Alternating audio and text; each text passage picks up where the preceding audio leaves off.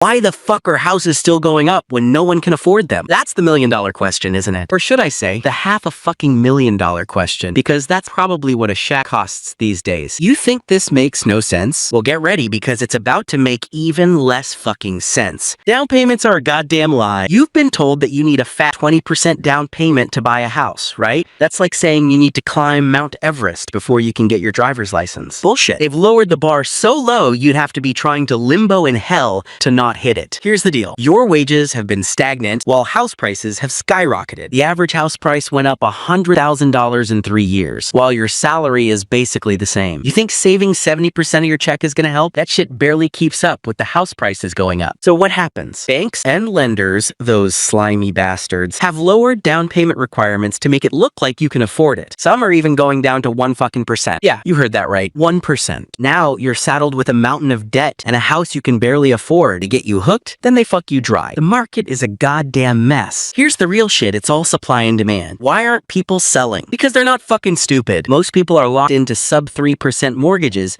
and renting has become just as expensive as well. The result, almost nobody is selling. House sales are at a 10-year low, and renters are stuck, which makes renting more competitive than ever as well. The market is full of people who can get away with price gouging. Boomers with cash. They bought homes for pennies back in the day, and now they're downsizing and making a killing on the sale. Rich people moving states, moving out of expensive hellholes like SF and NY. They drive up prices in the smaller cities and fuck up the market for everyone who already lives there. Fucking investors. These assholes don't even care where you live. They just want their return, and they'll squeeze every last drop of money out of you with higher rent. They use REITs so even the average Joe thinks he can get a piece of the housing market. They're basically index funds for real estate, and they help make the whole system even more fucked. The crash may still be fucking coming. Now, I'm not saying go full doom and gloom, but don't get too comfy either. Investors are starting to pull out their money. Institutions like Blackstone are freezing redemptions. The whole thing is starting to look like a Jenga tower that's about to fucking collapse. When just one of these properties is sold for cheap, the rest will have to be adjusted, leading to a cascade of sales. This isn't financial advice, but when shit starts to get wonky, pay attention. And a bonus, fuck you. Wealthy families are getting better at holding on to property. They used to fuck it up and lose it by the second generation,